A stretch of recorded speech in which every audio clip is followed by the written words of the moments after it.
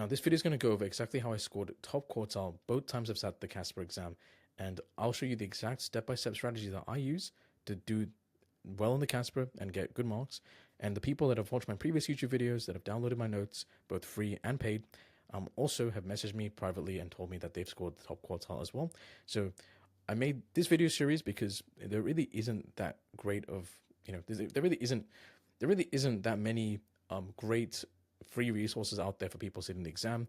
Most of the resources out there are either behind a huge paywall, require expensive tutoring, or just is bad advice. Like there was somebody that was talking about doing facial exercises before the CASPer exam. So I'll go over exactly how I studied for the exam. So the first thing I looked at was the CASPer competencies and actually put that together in my notes. And I came up with a strategy for answering the most common type of questions, which is the situation-based questions.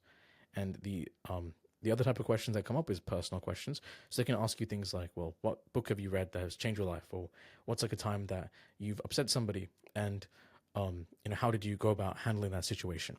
So there's those type of questions. Those are the most common ones. Those are the ones that you're most likely to get. There's also these like wild type questions. Like, for example, if you could be any animal, what animal would you be? So later on in the video, I will go over exactly how to answer each of those different question types.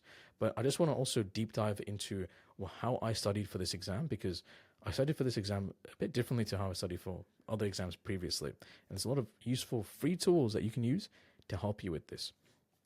Now, one of the best ways to study for this is to get constant feedback on your responses. Because if you just write some random response and you don't really get feedback in any way that is aligned to the CASPer's competencies or exactly what they're trying to test you on, then one, you're not going to get anywhere. And two, you're probably going to write the responses in a way that actually doesn't give you the marks that you require.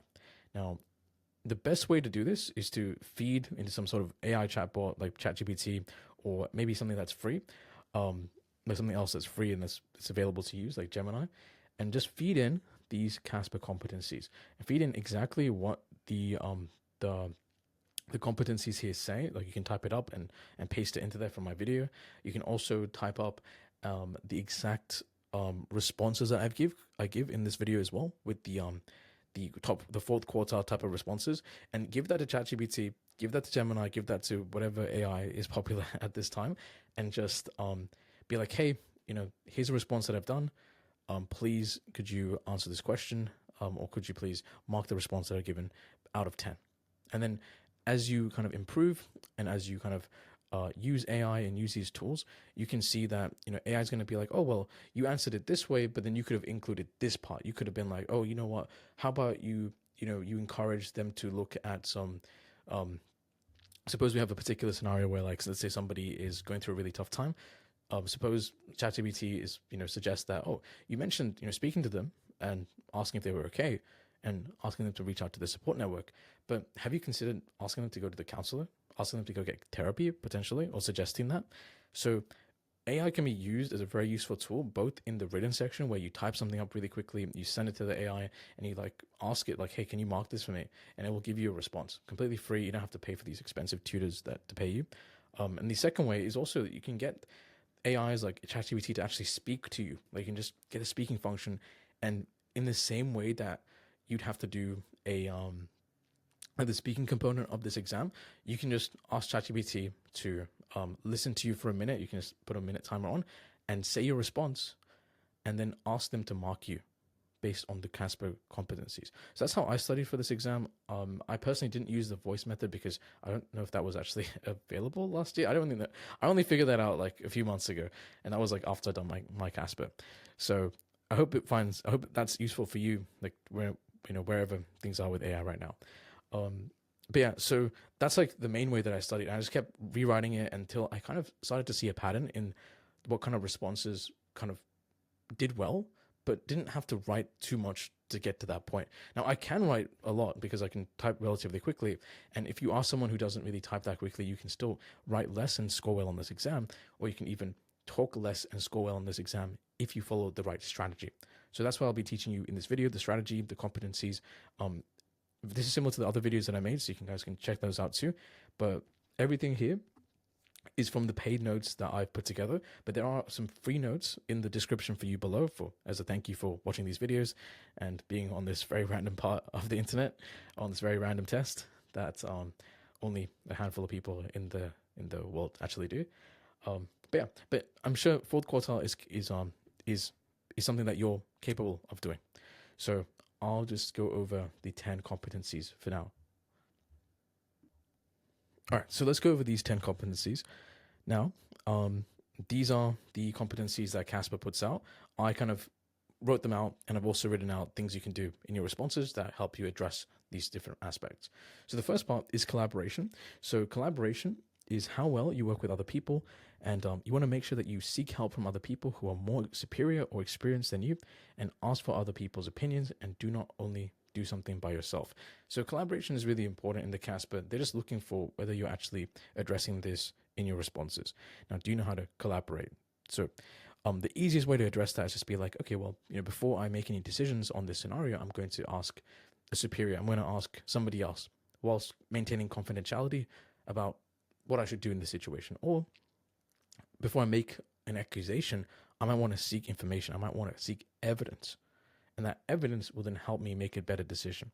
So that also ties pretty heavily with communication as well. So you can show that you can communicate in a way that is not confusing by stating that you are not going to use any technical language. That's communication. For equity, you can say that you treat people equally regardless of their superiority, and you show respect to each person.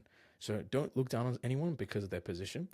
So sometimes in the CASPer, they're going to try and see if you're biased towards anybody. So maybe in the medical team, if they have a doctor, a nurse, some other allied health professional, like a physiotherapist, occupational therapists, speech pathologists, they're going to see if you're actually going to kind of see them differently in the way that you speak, in the way that you write your response, or whether you're going to treat them fairly. Because if, let's say, the person that raised the issue was from an allied health kind of background, they're going to see if you're going to be treating them differently and seeing if you're going to take their advice and their thoughts less valuably. I don't think that makes sense, but like they're going to see whether you're actually taking what they say seriously. And you should treat everybody equally, whether it's a CEO, whether it's a janitor. You have to make sure that you're showing respect equally between both people. In terms of self-awareness, this is understanding your shortcomings and then going on to do some help-seeking behaviors. Now, in my responses, I would normally write something like, I would take a step back and I would reflect on my own biases, on my own shortcomings before making a response to this situation.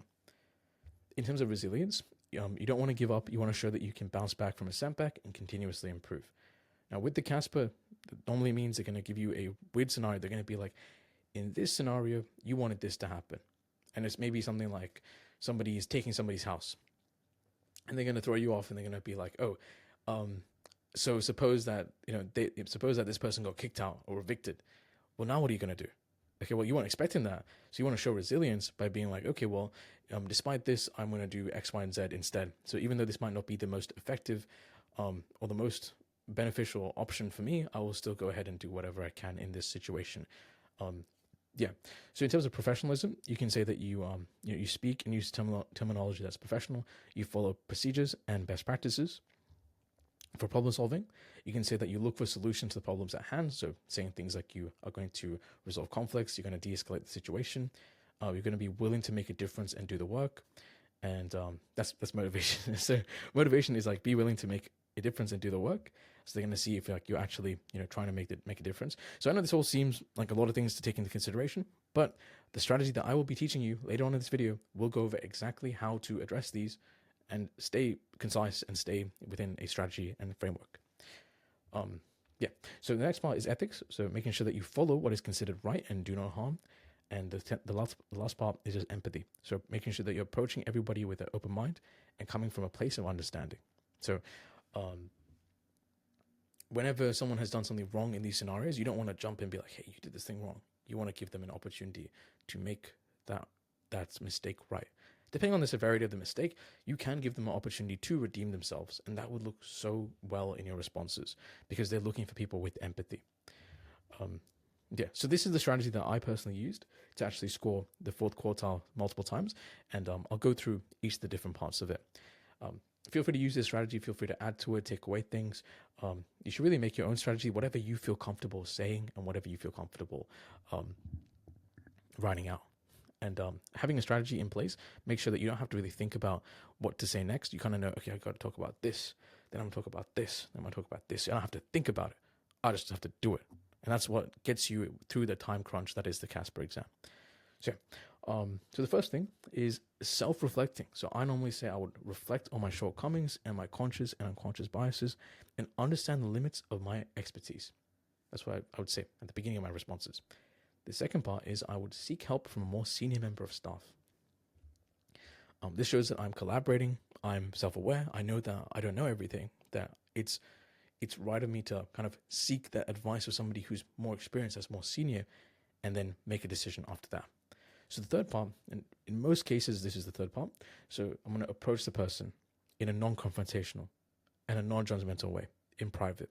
Very important to say non-confrontational, non-judgmental, and very important to say in private, because you don't want to be having these serious conversations with anybody in the presence of other people. You want to respect their privacy. You want to respect their dignity, right? You want to make sure that you're dignifying them, you're respecting them, regardless of whether they've done something wrong, because you are an empathetic person. So the fourth part is you're going to ask open-ended questions. So I would say something like, I would ask open-ended questions and use active listening skills. And that way you're just showing that you can communicate effectively with the other person. Then you would say you're going to refer to policy. So I would handle the situation referring to company or hospital policy. So this way you're addressing the professionalism because you are following the procedures that have to be followed. Cool. The next part is a specific response. So even though I have these strategies, you have to give a specific response to each scenario.